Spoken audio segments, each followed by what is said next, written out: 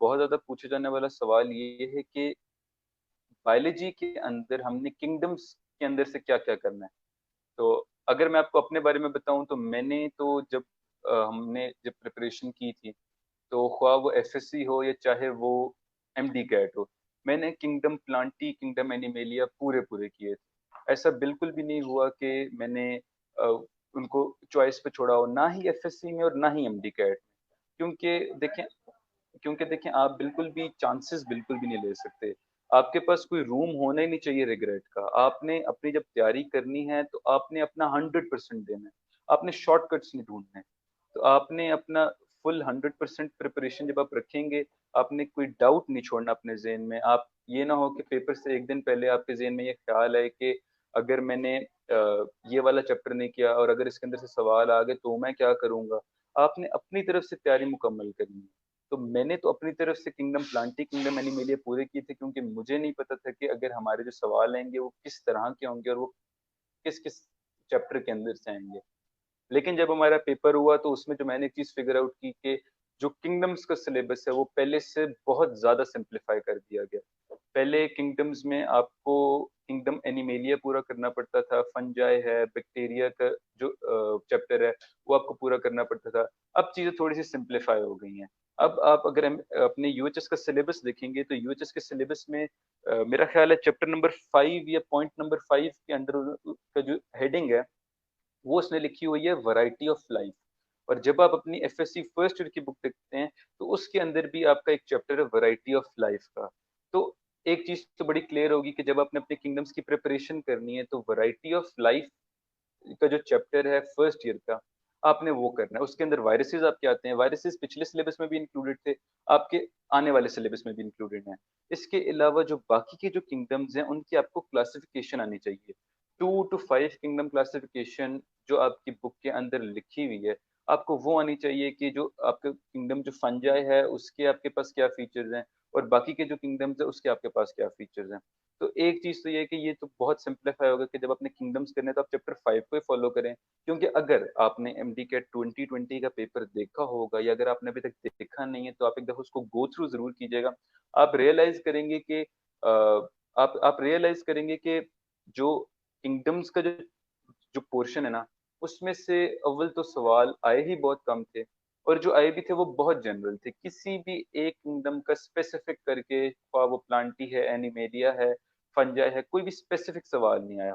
तो ये तो एक बड़ी तसल्ली की बात है कि आप लोग जब अपनी तैयारी करें तो ज़्यादा ज़रूरत नहीं है आपको कि आप बहुत ज़्यादा डिटेल्स में चले जाएँ उन चैप्टर्स की। लेकिन वो एक कहते हैं कि hope for the best but prepare yourself for the worst.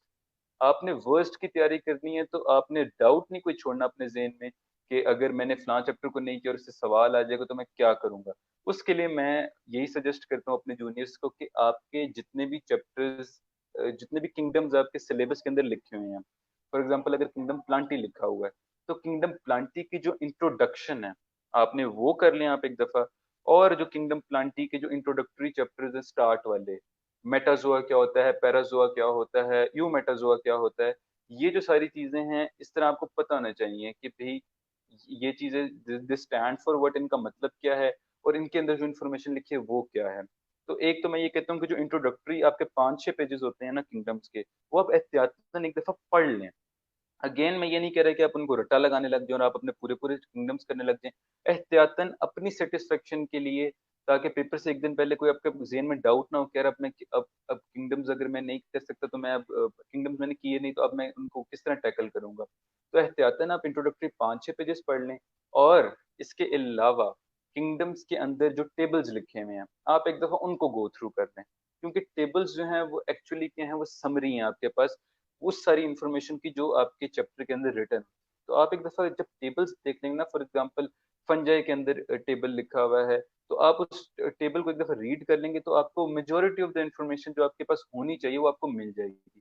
तो उसमें भी कोई ऐसा मैं ये नहीं कह रहा कि आप उसको याद करने लग जाएँ, एहतियातन जब आपके पास टाइम होगा, अभी भी नहीं।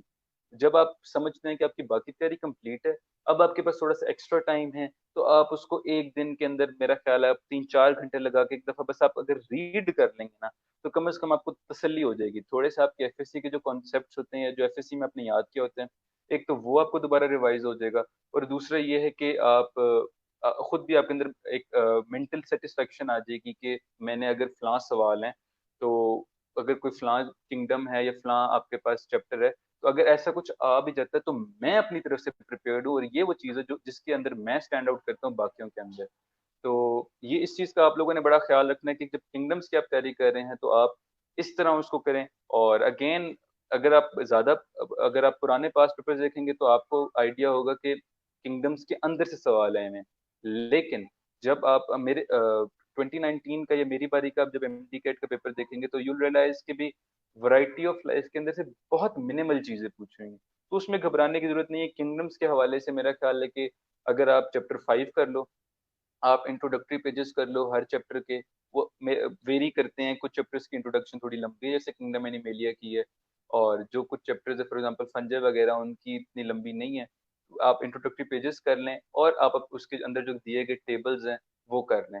अब अगेन, जो मेन आपका प्राइम फोकस है वो आपका चैप्टर 5 है। चैप्टर 5 के अंदर वायरसेस जो है और 2 to 5 किंगडम क्लासिफिकेशन है, उस पे आपकी जो ग्रिप है वो बिल्कुल स्ट्रांग होनी चाहिए। लेकिन अपनी सेटिस्फेक्शन के लिए एंड ऑफ योर प्रिपरेशन आप बाकी चीजों को भी देख सकते हैं, ताकि आपके जहन में कोई डाउट ना हो और आपको ये ना हो कि यार अगर ऐसा कुछ सवाल आ गया तो मैं क्या करूंगा, या एंड वाले डेज में आप पैनिक ना कर दें।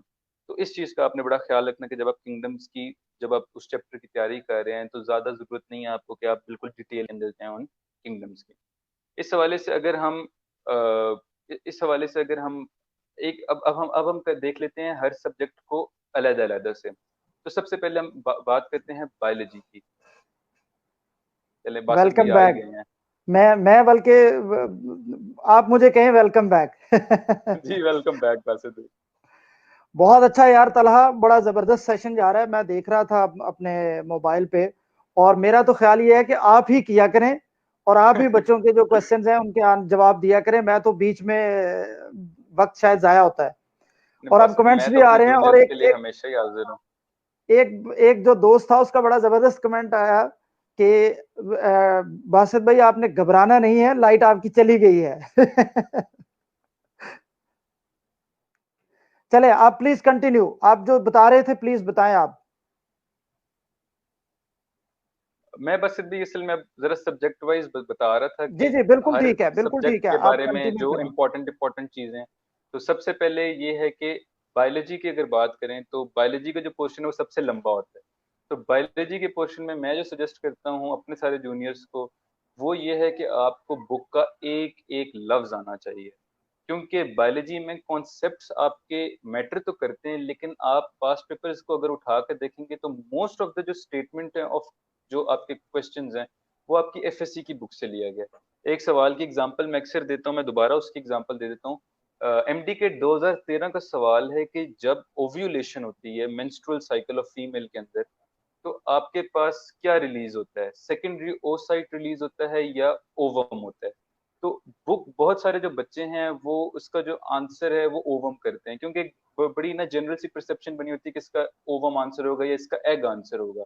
लेकिन उसका जो असल आंसर है वो सेकेंडरी ओसाइट है। अब सेकेंडरी ओसाइट कैसे है, ये इस वजह से तो नहीं है क्योंकि मैं कह रहा हूँ, ये मेरे टीचर्स ने मुझे कहा था, ये इस वजह से क्योंकि आपकी बुक क्लियरली स्टेट करती है कि the release of secondary oocyte is known as the process of ovulation. तो इस चीज का बड़ा आपने ख्याल रखना है कि आपकी जो बुक की लाइंस है स्पेशली फॉर बायोलॉजी, वो आपको अच्छी तरह से आनी चाहिए। अब मैं ये भी नहीं कहूंगा कि आपको रट्टा लगाना चाहिए, लेकिन आपको इतना पता होना चाहिए कि जो कॉन्सेप्ट्स आपके हैं वो आपके अच्छी तरह बिल्ड होने चाहिए। तो बायोलॉजी में तो ये चीज बड़ी इंपॉर्टेंट होती है।